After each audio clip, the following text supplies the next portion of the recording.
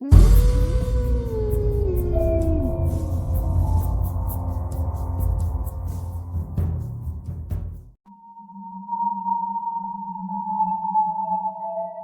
की मौत के बाद हवेली में गहरा सन्नाटा छा गया। आदेश की गहरी लाल आंखें और ज्यादा डरावनी लग रही थी। मुंह से टपकता हुआ खून, माथे पर चिंता की लकीर। उसकी यह हालत देखकर रतिबाला से रहा नहीं गया और वो उसके करीब आकर बोली, क्या बात है, तुम परेशान दिख रहे हो। आज तो जश्न होना था मगर यह मातम है। जश्न होगा, जरूर होगा। जैसे ही अंतिम बलि दी जाएगी तब जश्न होगा, मगर मैं उस बलि के लिए चिंतित हूँ। इंसानों की इस भीड़ में उस खास इंसान को ढूंढना मानो भूसे के ढेर में सोई ढूंढने के बराबर है। अमावस्या को कुछ ही दिन बाकी है, सब कुछ कैसे होगा?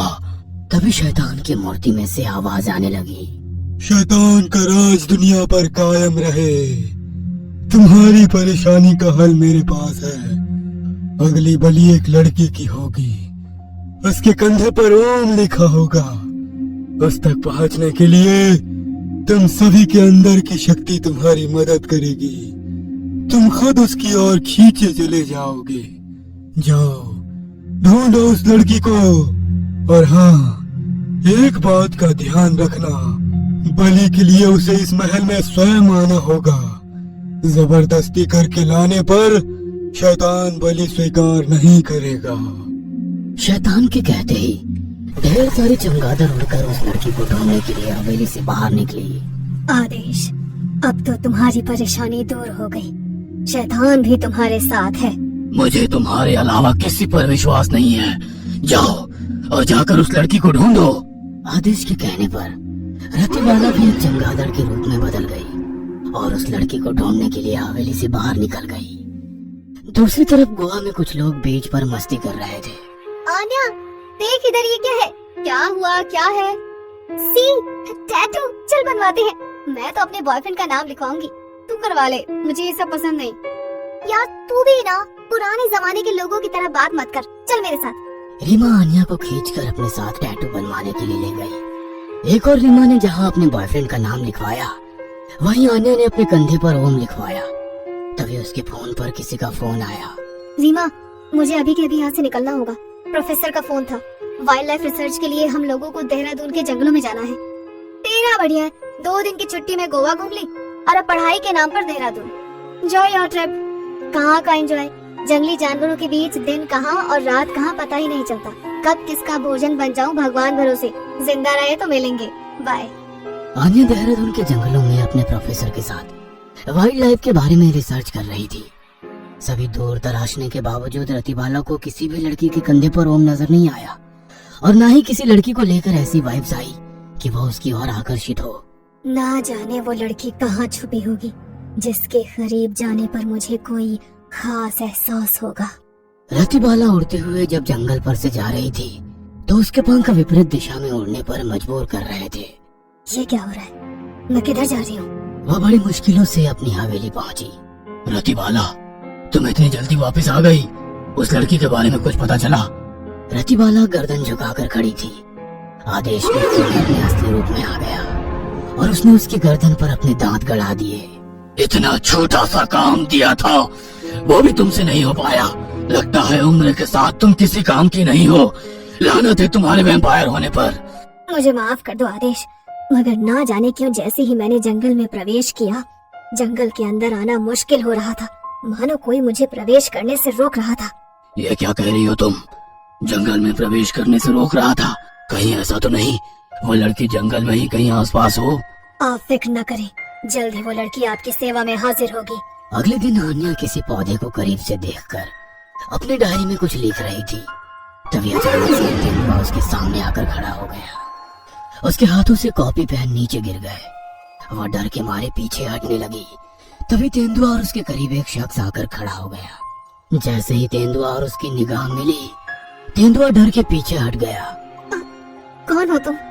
यहाँ जंगल में क्या कर रहे हो? और वो तेंदुआ तुम्हें देखकर डर क्यों गया? सारे सवाल एक साथ ही करोगी या कुछ बात के लिए बचाओगी? वैसे तुम बताओ, यहाँ जंगल में क्या कर रही थी? यदि मैं समय पर नहीं आता तो शायद उस तेंदुए का लंच हो जाता। हाँ वो तो है, थैंक्स मुझे बचाने के लिए। मगर तुम इतनी गर्मी में ये काले कपड़े क्यों पहने हो? और तुम्हारा चेहरा इस मास्क के पीछे क्यों है? कहते हुए आन्या उसके चेहरे से मास्क हटाने लगी तो आदेश 2 कदम पीछे होकर अचानक गायब हो गया। आन्या उसे ढूंढने लगी तभी प्रोफेसर उसके सामने आए। आन्या कम फास्ट, ठंड के मौसम में यहाँ शाम बहुत जल्दी हो जाती है, अंधेरा होने के पहले हमें रिजॉर्ट पहुँचना है। प्रोफेसर के कहने पर आन्या उनके साथ जाने के लिए आगे बढ़ी मगर वो मुड़ मुड़ कर पीछे देख रही थी। आदेश भी चमगादड़ के रूप में उड़ते हुए उसे ही देख रहा था। उसकी नजर उसके कंधे पर लिखे ओम पर गई। तुम सही कह रही थी रतिबाला, वो लड़की यही है इस जंगल में। उससे तो दोस्ती कर, उसे उसकी मर्जी से हवेली के अंदर लेकर जाऊंगा। कहते हुए आदेश जोरों से हंसने लगा। उसकी हंसी की गूंज से पूरा जंगल कांप उठा। रात के घने अंधेरे में आन्या के कमरे में केवल टेबल लैंप जल रहा था। वह किसी बुक को पढ़ रही थी। रतिबाला उड़ते हुए उसके पीछे खड़ी हो गई। उसे पकड़कर उसका खून चूसने के लिए जैसे ही उसकी गर्दन पर झुकी, उसकी गर्दन पर लिखे ओम के कारण उसे तेज झटका लगा। अपने ऊपर किसी के हाथों का एहसास होने पर आन्या अपनी जगह से खड़ी हो गई। पीछे मुड़कर देखा तो कोई नहीं था। रतिबाला चमगादड़ के रूप में कमरे के अंधेरे का फायदा उठाकर वहां से निकल गई। अगले दिन आदेश दोबारा आन्या के सामने उसी नकाब में खड़ा था। उसे अपने सामने देखकर आन्या मुस्कुराते हुए बोली, अरे आज तुम दोबारा यहाँ? अब किस मुसीबत में मुझे बचाने आए हो? बचाने नहीं, दोस्ती करने आया हूँ। एक मुलाकात के बाद ही दोस्ती? What a confidence. आप यहाँ पर जंगली जानवरों पर रिसर्च करने आई है ना, तो मुझसे दोस्ती करके आप ऐसे जानवरों के बारे में पता लगा सकती हैं जो ना जानवर है और ना ही इंसान। Quite interesting. मगर वो मुझे मिलेगा कहाँ? आन्या की बात सुनकर आदेश को लगा कि आन्या उसकी बातों में आ गई है और वो उसे आसानी से हवेली के अंदर ले जा सकता है। काफी टाइम से जंगल में रह रहा हूँ, इस जंगल के चप्पे चप्पे से वाकिफ हूँ। भरोसा करके मेरे साथ चल सकती हो, मगर दिन में नहीं, वहाँ रात में चलेंगे।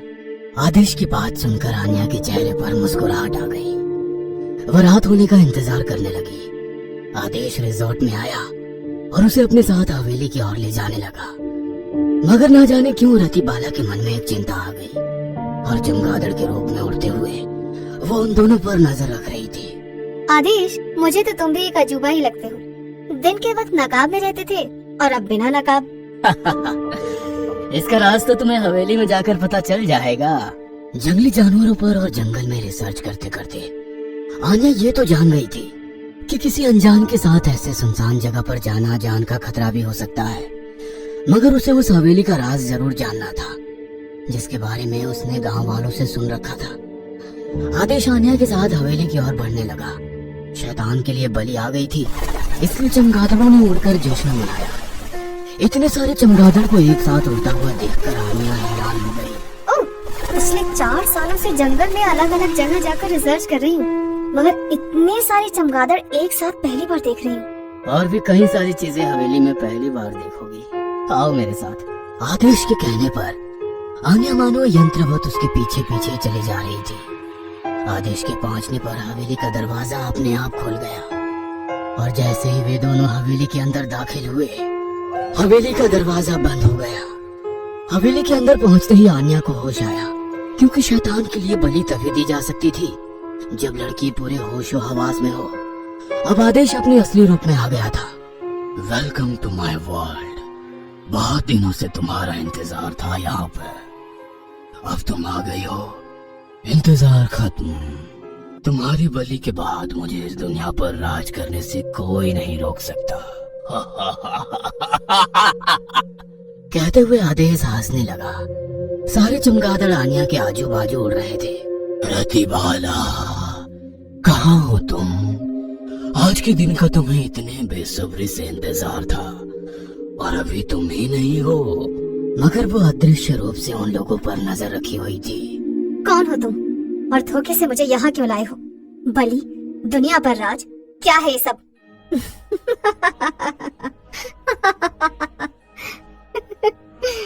कहते हुए आन्या भी जोरों से हंसने लगी। उसे हंसते हुए देख आदेश हैरानी से उसकी ओर देखने लगा। तुम्हें क्या लगा आदेश? तुम मुझे यहाँ लेकर आओगे और मुझे पता नहीं चलेगा? तुम मुझे यहाँ नहीं लाए हो, मैं मेरी मर्जी से यहाँ आई हूँ। तुम मेरी क्या बलि चढ़ाओगे?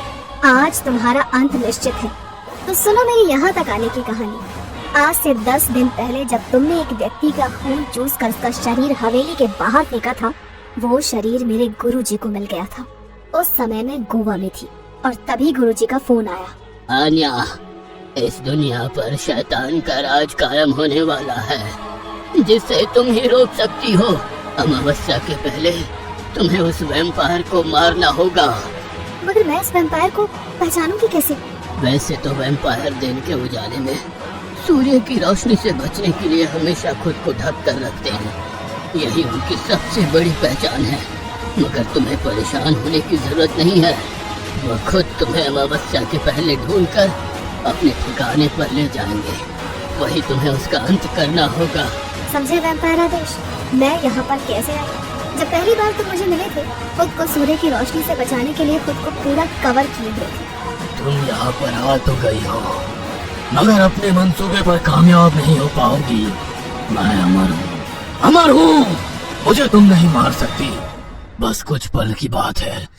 जैसे ही 12 बजेंगे, तुम्हारी बलि और इस दुनिया पर मेरा राज होगा। कहते हुए आदेश ने बड़े बड़े नाखूनों से आन्या के चेहरे को नोचने लगा। आदेश ने आन्या के चेहरे को नोचकर उसका टपकता हुआ खून पीने लगा और फिर उसे अपने दोनों हाथों की मदद से हवा में उड़ा दिया। आन्या खुद को संभालते हुए जैसे ही जमीन पर वापस आई, आदेश अपने बड़े बड़े दांतों से उसकी गर्दन की ओर बढ़ा। मगर आन्या पहले से ही सचेत थी। उसने अपनी कमर से चांदी की कटार निकाली और उससे आदेश पर वार कर दिया। गुरुजी ने बताया था वैम्पायर को मारने के लिए सूरज की रोशनी और चांदी ही काफी है। शुद्ध चांदी तुम लोग छू नहीं सकते। कहते हुए आन्या दोबारा आदेश पर वार करने लगी तो रतिबाला उन दोनों के बीच आ गई। इस बार घाव रतिबाला को ही हो गया। दोनों वैम्पायर को घायल देखकर सारे चमगादड़ हवेली छोड़कर चले गए। आन्या खुश थी कि एक ही बार में उसने दोनों को मार दिया। वो भी हवेली से बाहर निकल कर आई और हवेली में आग लगा दी। आदेश, तुम्हें जीना होगा। शैतान का राज कायम करने के लिए हम में से किसी एक का बचना जरूरी है। तुम्हारा बहुत खून बह रहा है, मेरा खून पियो और यहाँ से चले जाओ। अगले जन्म में हम फिर मिलेंगे। रतिबाला, मैं तुम्हें छोड़कर नहीं जा सकता। आदेश, तुम्हें जाना होगा तुम्हें।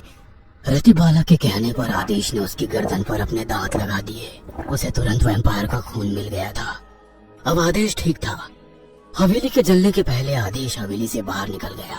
एक पेड़ पर उल्टा लटक कर आदेश जलती हुई हवेली को देख रहा था। तुम्हें लौट कर आना होगा रतिबाला। हमें मिलकर इस दुनिया पर शैतान का राज कायम करना है। आओ, लौट कर आओ रतिबाला, आ जाओ। हवेली जल रही थी और दूसरी तरफ दूर कहीं एक बच्ची का जन्म हुआ, जिसके जन्म से ही बड़े बड़े नाखून और दांत थे। ये कहानी आपको अच्छी लगी हो तो हमें सब्सक्राइब करें, हमारा इंस्टाग्राम और फेसबुक पेज जरूर फॉलो करें।